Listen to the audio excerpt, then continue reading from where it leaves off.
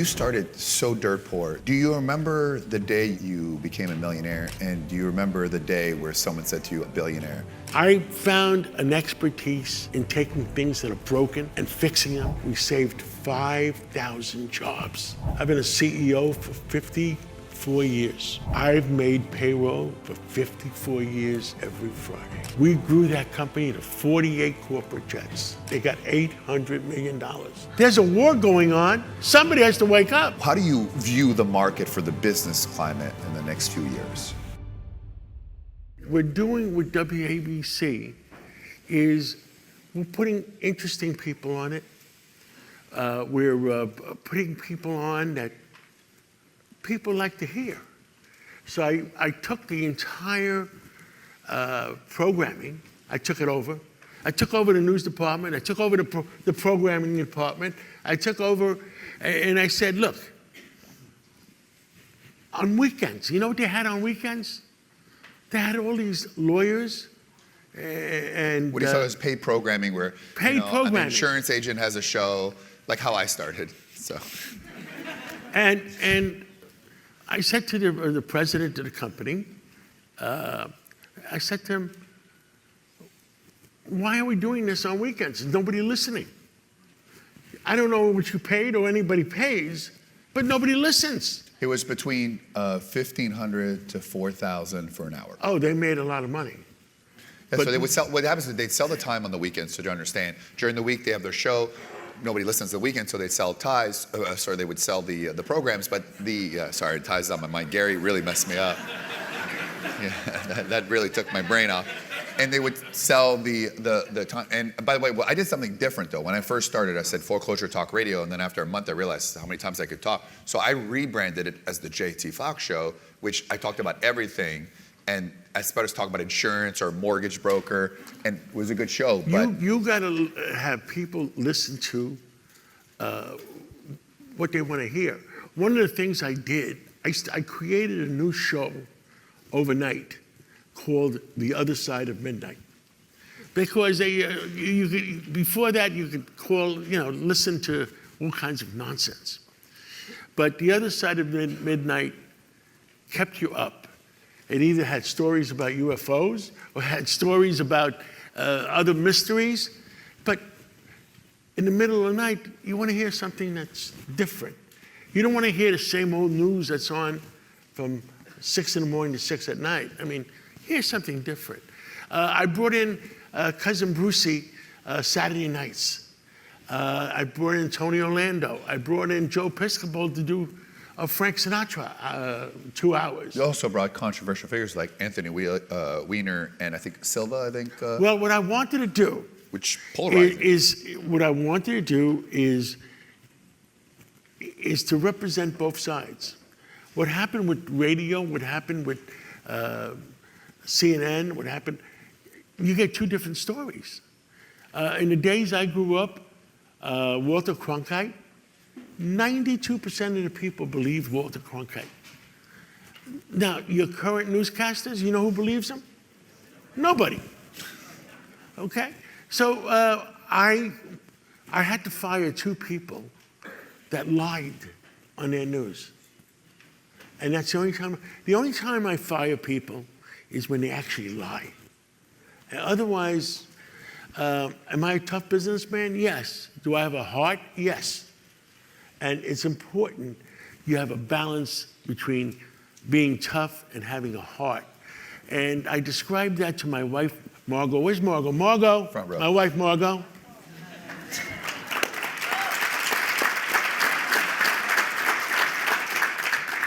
The other day, we were talking about it, and I said it's like that Star Trek edition that we saw one time, where Captain Kirk was split into 2 personalities. One was the very tough Captain Kirk, but he was very mean. The other one was the very meek Captain Kirk. So what I wanted to do is to have a combination of both. You want the truth. And on my 5 o'clock show, no matter how hard I have running the companies all day long, at 5 o'clock, I go downstairs to the WABC studios, And we're on now worldwide.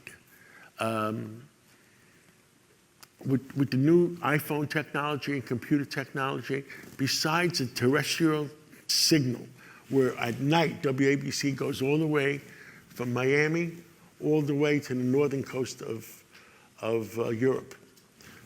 So we took it one step further. On your iPhone, we're on 173 countries. I remember our nanny retired after 32 years and moved to the Philippines. And she calls me up and says, Mr. C, you're not in the Philippines. Well, the next day we were on.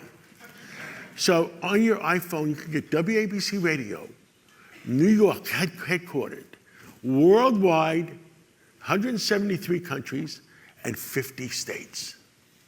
And expanding, creating a station that everybody wants. You want water? Thank you. It's $5. Whoa. Was... See, now the other thing you have to watch, my daughter tells me about this.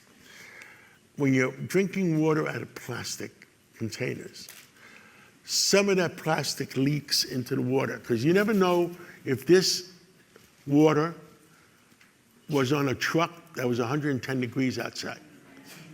All right? It's depressing. And my daughter only drinks out of bottles, glass bottles. And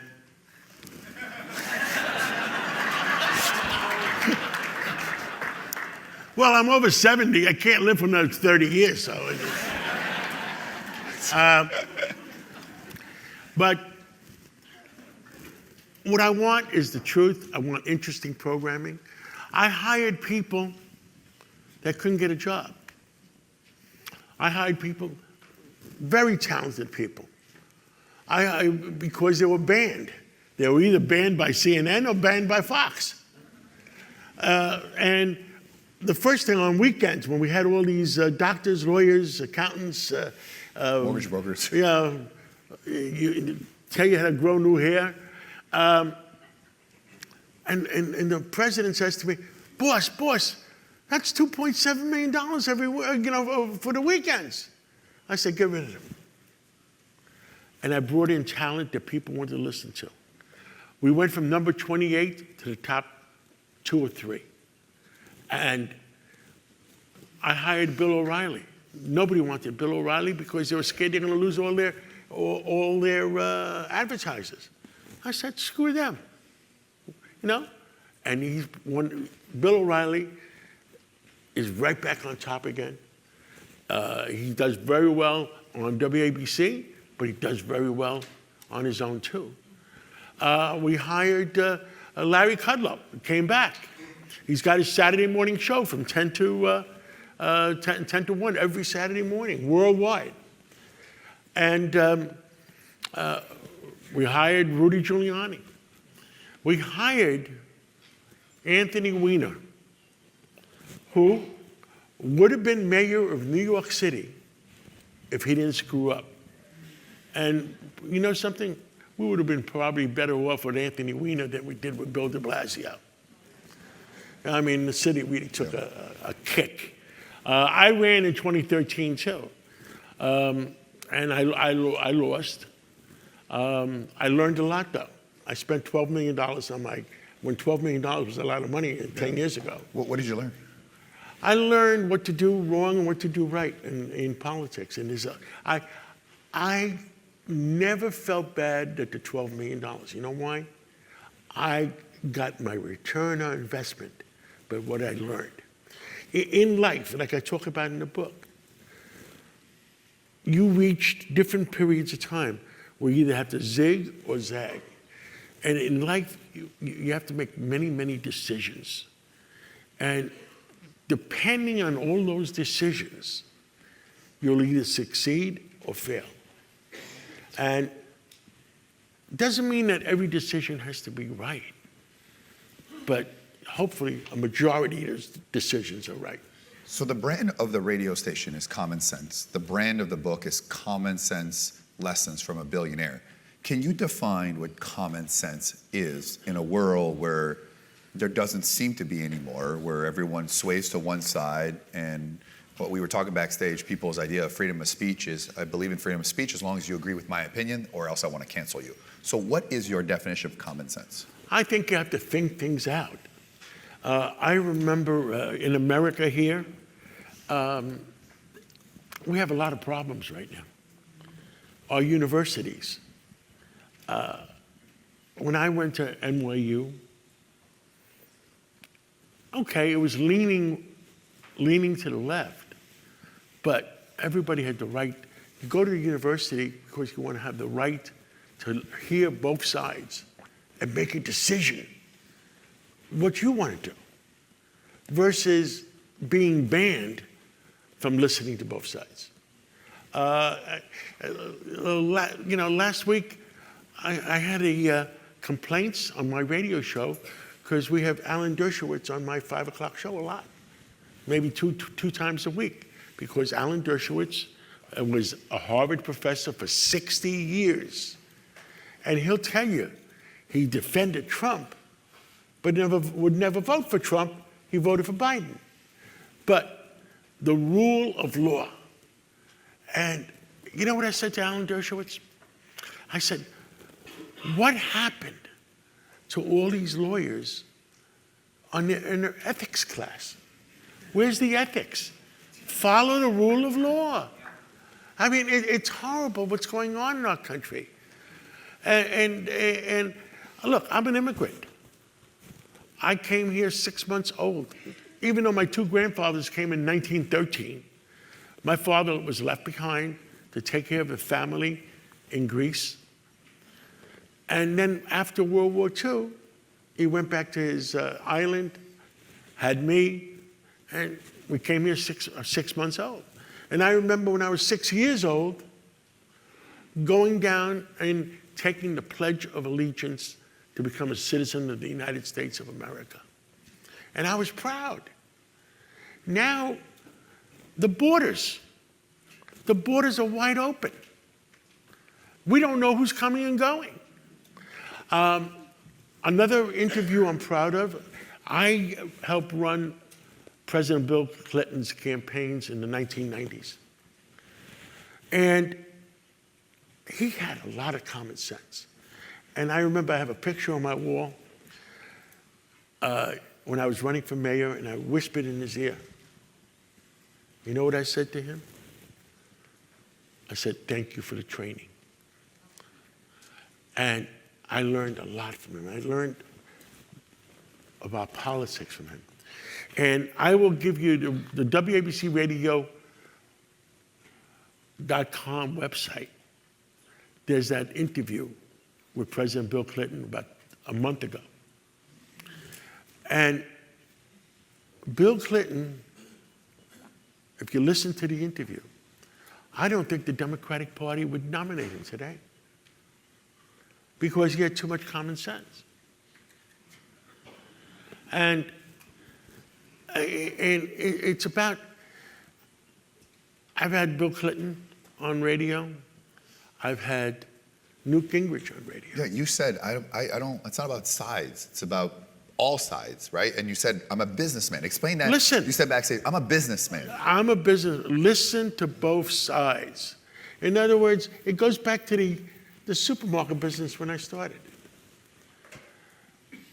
Are you going to put on? Are you going to put on for sale only the apples you like? Or would you, if there's 10 varieties of apples, I always used to put 10 varieties of apples. You choose what you like. And different people like different things. And go back to Newt Gingrich and Bill Clinton. They didn't like each other. But as Americans, they sat at the same table, made a deal for what was best for America. And the same thing with Ronald Reagan and Tip O'Neill. They didn't like each other. But they sat down as Americans and got what's best for America. And at 6 o'clock, they go out and have a beer together. So it's listening at my 5 o'clock show, besides me and my co-host Rita Cosby, I got Governor David Paterson, who's a Democrat. Common sense Democrat. Real, if you listen to the show, you'll find out how smart the guy is. I got Judge Richard Weinberg, who's general counsel now for the Red Apple Group. But he was Peter Vallone's, when Peter Vallone was running the city, he was Peter Vallone's general counsel as Speaker of New York. They're the ones that hired 5,000 extra police officers in 1989, 1990 that made New York safer. The other thing I said to, I was vice chairman, Bill Fugazi was chairman of the Ellis Island Foundation. I was vice chairman. Ellis Island, I believe in immigration, but the purpose of Ellis Island was that everybody was coming through there to make sure we're not bringing in terrorists, make sure we're not bringing in drug dealers, to make sure we're not bringing in people that were going to hurt our country. And I used to say on the radio, and I still do, immigration, yes. I'm an immigrant. We want immigration. But don't you think we should have checks and balances? Who's coming in?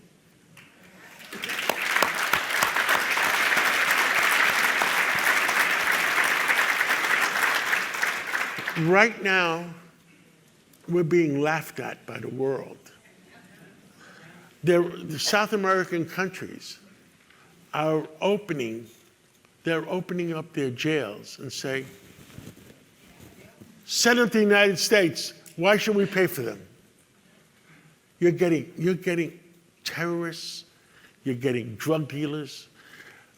In Afghanistan, Vietnam, and Korea all put together, we lost 107,000 Americans. In the last 12 months, we lost over 110,000 Americans to fentanyl. There's a war going on, and we're too stupid to find out what there's a war going on. Somebody has to wake up. And our borders at war.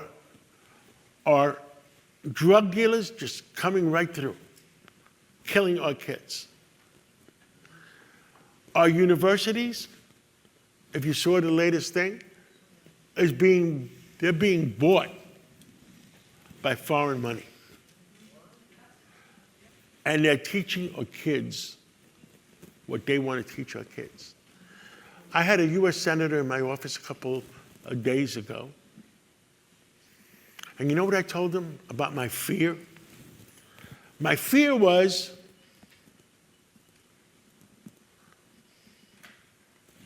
(2076), the 300th year of our country, that if we keep going like this, we're not going to make it, guys. Me, I'm going to be okay. I'm worried about my kids and grandkids to come. That's what we're in this room fighting for. We're fighting for them. And that's what I try to tell everybody on the 5 o'clock show. And our ratings, you ready? You sitting down? Are double Sean Hannity's at that hour. Double.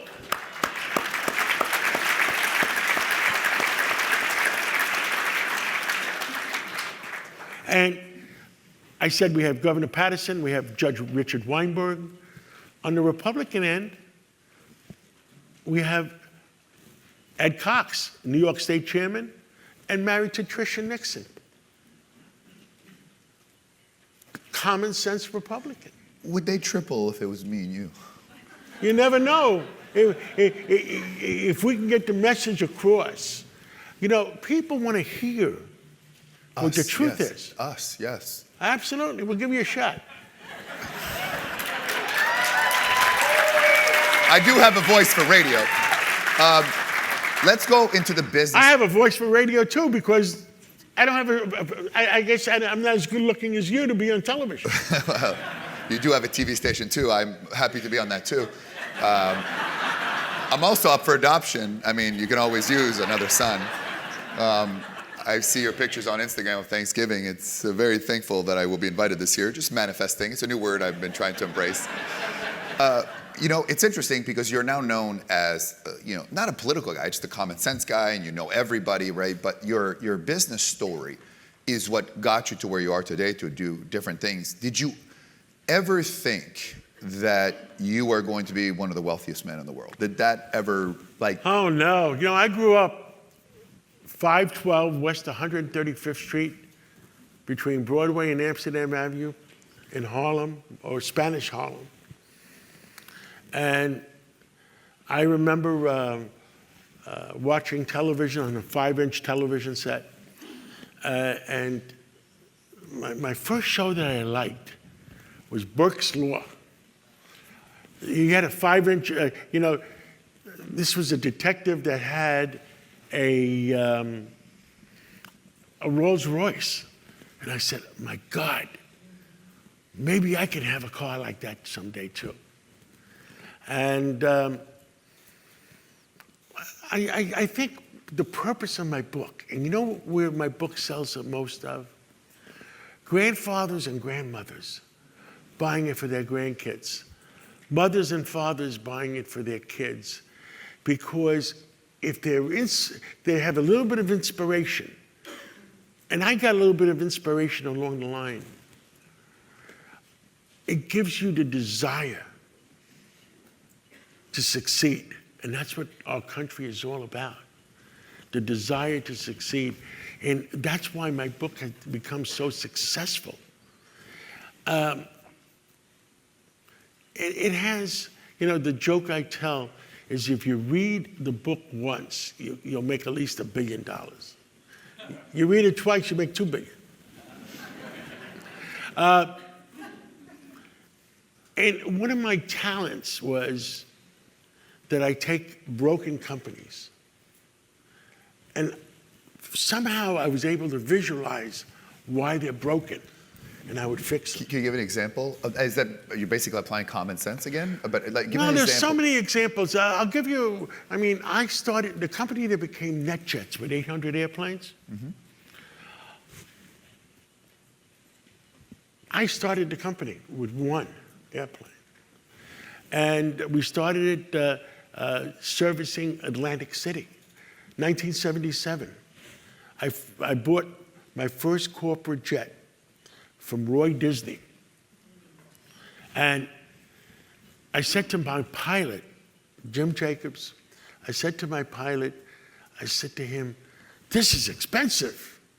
Even though I was doing well, it's expensive. What can we do? Well, I came up with an idea. Atlantic City was bringing in all their suckers, customers, from a 120-mile radius by limousine. We convinced the casinos, you use our jet, you make the people feel important, and we can bring them in from a 700, 800-mile radius. An hour flight, an hour and a half flight, bring them in, you pay us $5,000. The customer would lose $20,000, have dinner, feel like a real millionaire in those days. These billionaires didn't exist yet in the 70s. We would feel like a real billionaire. Oh, they bought me dinner and they flew me in by private jet. He'd go back to his community and say how important he was. And guess what? We grew that company to 48 corporate jets. Wow. And the good news is I used to fly them all. And we sold it to Santulli from Goldman Sachs. And Jim Jacobs, my pilot, stayed with him. And then they sold it to Warren Buffett, and now it's NetJets. And when they sold it to Buffett, they got $800 million. My pilot got $50 million, not bad for a pilot. And then we bought, people knew I liked airlines. I bought Capital Airlines, the 11th largest carrier. We used to fly all over the world. The Caribbean was ours.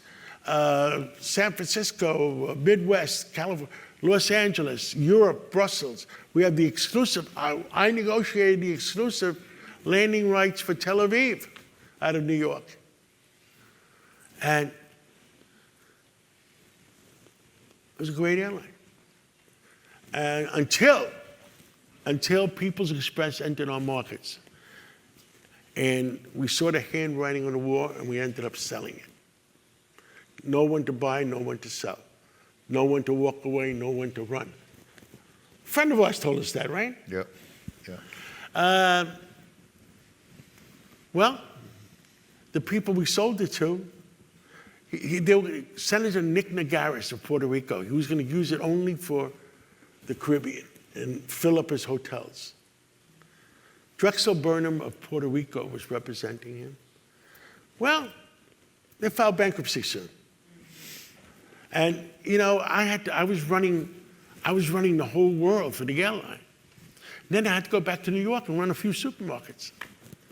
And I was depressed.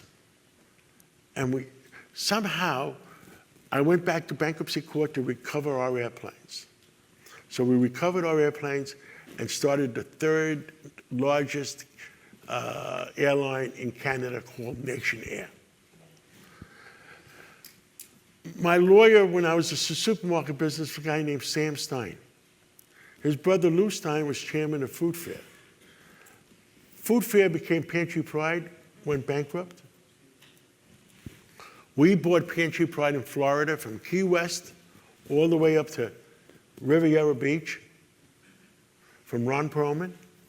We gave him the money to Ron Perlman to buy Revlon. Then Southland Corporation owned Gristedes, and they owned 7,500 7-Eleven stores. I fly my airplane down to Dallas. On a Friday afternoon, we make a deal. We bought all the Gristedes stores that they had. Because they said, we got 7,500 convenience stores. What do we need 67 Gristedes stores? So we bought Gristedes from Southland. We started Nation Air in Canada. We bought Pantry Pride supermarkets from Ron Perlman. And then the same trustee that had the Capital Airlines deal in bankruptcy, he shows me this oil company. They had 360 convenience stores. I didn't look at the refinery. I said, 360 convenience stores. I ended up buying the company in 1984, 85. What did we pay? $7.5 million.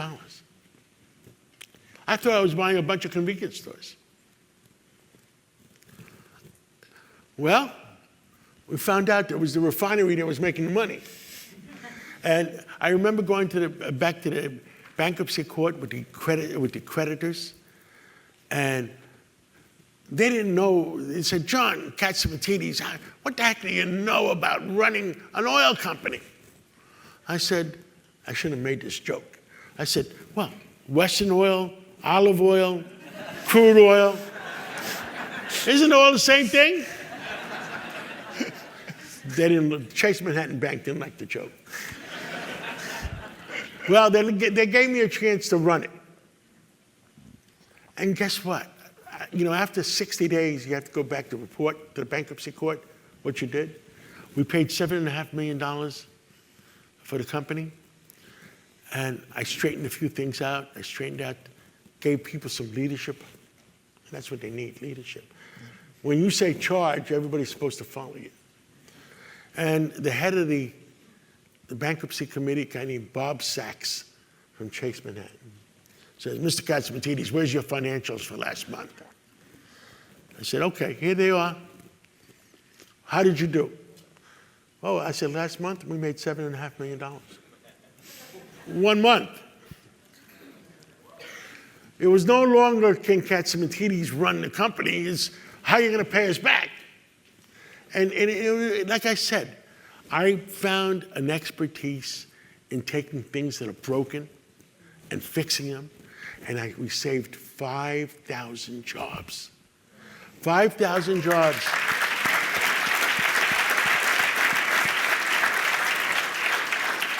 And I felt good about it. So and we kept doing that. And my son, that's my backup, running the company every day now. And I said, well, John, what do you want to be? I think he wants to be Warren Buffett. I said, you can be whatever you want. You have the money to do it. You go out and buy more companies. But make sure you have the right management, and that's the most important thing. When you buy a new company or whatever, make sure you have the right management. Make sure you have the right management and you have the right financial controls. And that's the most important thing in business. Being able to know the true numbers, being able to have the right management, and you know what's even more important? Vision. Is to have a vision. How do you make it successful? What do you have to do to make it successful? Whether it's the corporate jet company and people were flown down to Atlantic City for an evening of dinner and a little bit of gambling, a little bit of, they felt good about it. They'd come back every week or every other week or every month. Success. And when we bought, we had, at the most we had, I think we had 200 supermarkets in our food division at one point. And what do? I remember one of the divisions, it's an interesting story. One of the divisions we bought Pantry Pride. There was two divisions, the Sun Supermarkets division and the Pantry Pride division. And the Sun Supermarkets division they were so proud of. They were doing, like 8 stores was doing $5 million a week. Except when you look at the numbers, it was costing $5.5 million to do the $5 million. So the question is, how many weeks you want to do it for? How many weeks do you want to lose $500,000 every week?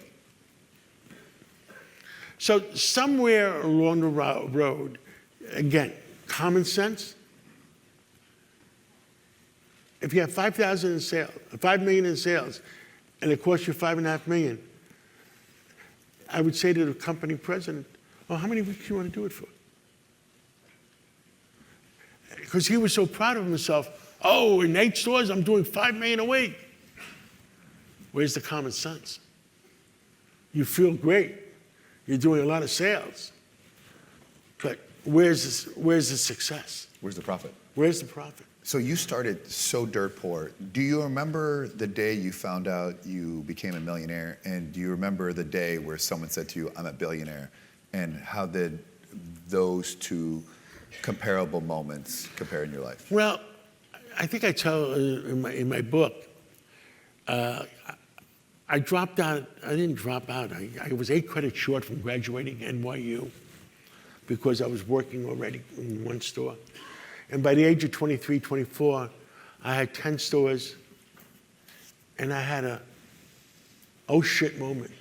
I can't say that on the radio, shit.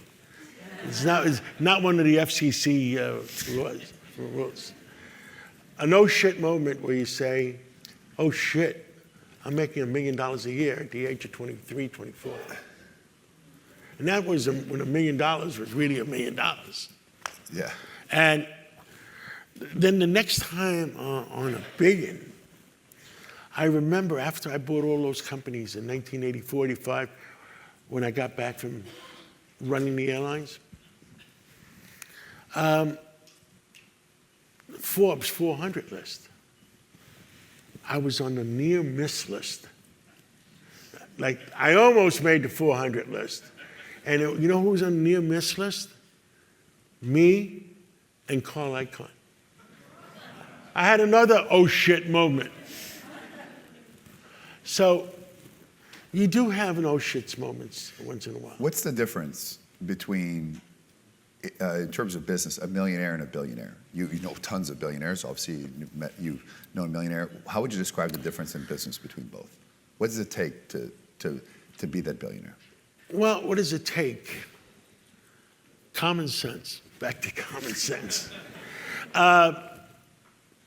You have to manage your businesses because it's easy, and we've all seen this.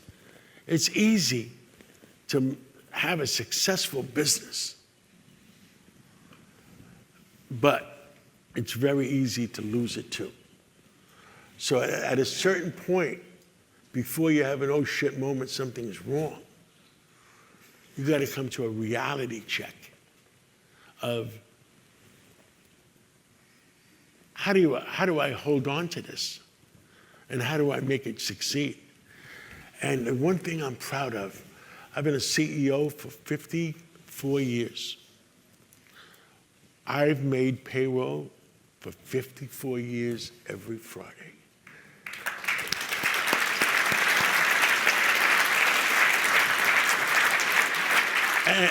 And I'm proud of some of the people that came to me that were retiring.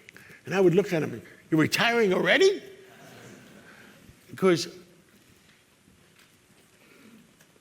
who I look up to, Hank Greenberg is 98 years old. He was the CEO of AIG. And now he's got his own private company after Governor Spitzer just, am I allowed to say fuck You him? can do whatever you want. This is radio free zone. Yes, radio free zone. There's no commercials, too. He goes to work 3-4 days a week. I believe the definition of retirement should be working less. But when you stop working, I think it acts against your health. It's great. I don't know if you know the definition of retirement. It's to remove oneself from useful service. Yes. That's the exact. But God, our Creator, whoever you want to, our Creator, once you no longer are useful, somehow, I believe, you edge up. Yeah. I mean, I was at a Cardinal Dolan's Al Smith dinner the other week, and John Rosenwald, who used to be at Bear Stearns, was 93 and a half years old. And he's still works full time now for JP Morgan. And he's introducing Kissinger, who was over 100. And Kissinger works for JP Morgan. And Kissinger is telling us the story of he just came back from China to meet with President Xi. It just happens to be the same time that Putin was there. So I'm scratching my head. Putin, Kissinger, Xi, Kissinger representing JP Morgan. I go, what's going on? You don't know. But the other thing of being successful, being able to put together 2 + 2 = 4. Common sense. Common sense. But I don't believe in retirement. I believe in working less and enjoying life. And I believe in enjoying life every day. Enjoy life every day. Accomplish every day. Because if you don't accomplish, you don't have a sense of fulfillment. I remember the first time we went to lunch together, which was a unique experience because I'm like, oh my God, we're sitting down before you do. We got the special table in the back of Smits and Walensky. Gary's there, and then so your chief of staff was there, your president of the radio station there, your wife had just showed up, and your head of security was from FBI, and we sit down. It's like, hey, hello. These unions, and then he goes on, and it was like I was part of a full-blown meeting that they're talking about what just happened literally 5 minutes before, and I'm just standing there, And the gentleman would be like, wait, what do you do? And then he'd ask me a question. They were like, these unions. And then he'd be like, and then we'd come back to the conversation. Like, I multitask. Yeah, he's like, at 5 o'clock, get him on my I want that person on my show. And I was like, fuck, it's 5 different things in one conversation. So, you got to be able to walk and chew gum at the same time. So I turn over to his wife, was sitting next to me, and she's like, it's okay. So Margot, we start talking, and what I love about her, she's completely no nonsense. We talk about common sense. You'll know exactly where you stand as probably one of the most direct individual I've met. Just, you know exactly where you stand. And we were talking at some point about how she helped start with the grocery store, but I'll take a step back. A lot of people don't have the benefit of having a supportive wife into their business. And you need a supportive wife in your business. So can you, or your home. Can both. you tell me a moment in your business that if it had not had been for her counsel or her advice or her you calming you back from someone, you wouldn't be the businessman you are today? That one moment. Well, the one thing about Margot, and I think I talk about it in the book again, is she always made me smile, and that's very important in a wife. That no matter how much of a tough day you have in the office, and we all have tough days. Not everything goes the way we want it to go. But when you come home, you have a reason to smile. And you have a reason to unwind. And I think that's important in any successful business person. And I would publicly like to say, thank you, Margot.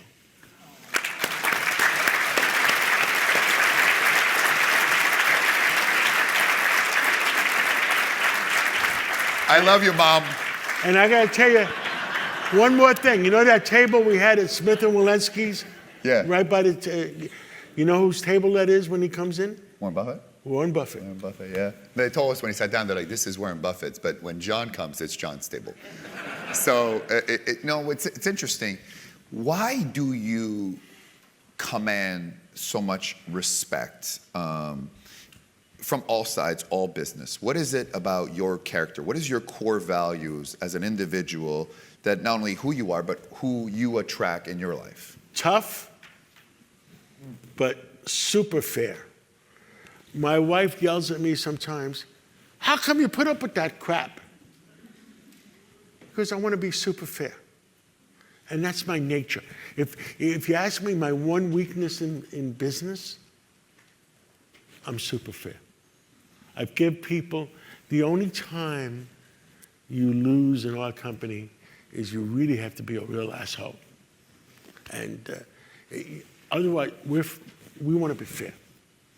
So we talk a lot about success. I mean, there was the grocery store, which is hard business, and the oil, hard business, the jets, hard business. I mean, everything you do is radio station, especially now, is a hard business.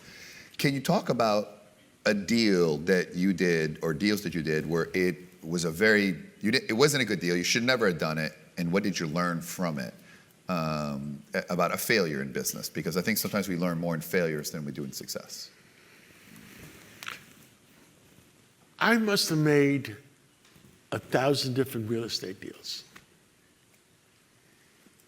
And there's one of them that I could say was a failure.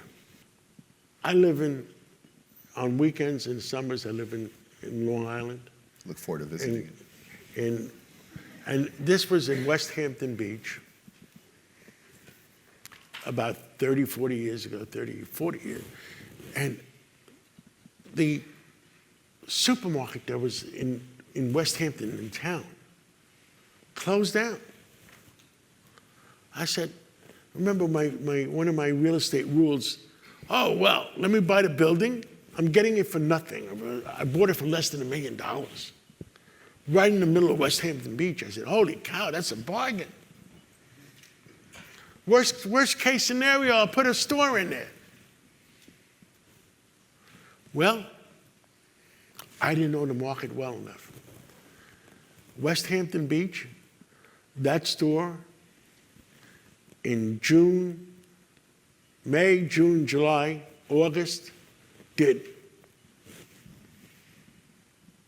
like 200,000 a week in those days, which was a lot of business. I said, oh my God, we got a winner. 200,000 a week, my God. Well, I didn't know that in the rest of the year, you only did 5,000 a week. Not even enough money to turn the electricity on. So I had another oh shit moment. But I learned a lesson.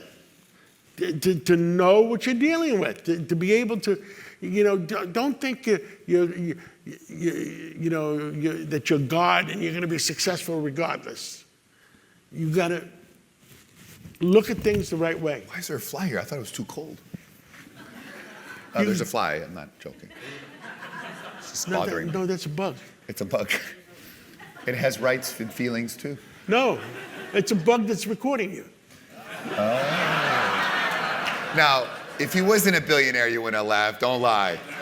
It's so much more funny. Right, you realize if you weren't successful, they would have said, come on. But because you're who you are, it's hilarious. Well, I try to enjoy every day, and I try to tell the truth every day. And I enjoy success. I mean, like the minor league baseball team we bought in Staten Island. When the Yankees call you up and say, we want you to be our partner, anybody in here would say no? So I could say no. And I'm having a lot of fun. We're not making a lot of money, but we are having fun. And if we turn it into a success, which I think we would do over 2-3 seasons, not only would it be fun, it would be a success. What's going on? You've gone 54 years as CEO. You've gone through so many cycles. The world we stand in, the economic, the interest rates, the inflation, the high debt, the uncertainty, how do you view the market for the business climate in the next few years? Right now, I am very worried about our leadership in Washington. Both sides, our leadership in Washington. Let me tell you, I had a bunch of Republican U.S. senators in my office. And I said, they lost the red wave. Supposed red wave in 2022. And they didn't know why they lost, which is disturbing. I said, there's 2 reasons why you lost. Number one, look, I was there when both my children were born. I was in the operating room. I love life. Number one, I said, it was the abortion issue. When I ran for mayor on the abortion issue in New York City, I said, it's up to the mother, her doctor, and her family. Otherwise, just leave it be. And so many people voted, so many young women, even though they wanted to vote Republican, they would never vote Republican because of that fact. Number 2, and they all shook their heads. Number 2, President Biden got up and said, we're going to forgive $10,000 to every one of you that has a college loan. Now, even Nancy Pelosi told him you're not allowed to do that. He says, no, we're going to forgive $10,000. Well, guess how many applications were filed? Like 10 million or 20 million applications. How do you think those people voted? Well, if I vote for the Democrat, I'm going to get $10,000. That's why there was no red wave in 2022. Last question. Why should people here get your book, and what are they going to get after reading their book? I'll tell you what my interpretation is, but why should people get your book? Well, I think you could read the book, and if I autographed it, it's worth twice as much on eBay. Well, what's the premise of the book? Basically is I'm an American. I love America. My family, my success is because of America. And again, checks and balances. Who's coming here? I believe if you work hard in America, you have opportunity to become a success. Whether it's a millionaire or whether it's a billionaire, you have an opportunity to make a success of yourself. Versus other countries, you are capped. You don't see anybody running to break into Havana. You don't see anybody running to break into Venezuela. You don't see anybody running to break into Russia. But they're running to break into the United States of America. And I'm saying, yes, immigration. Let's bring them in. But let's have checks and balances.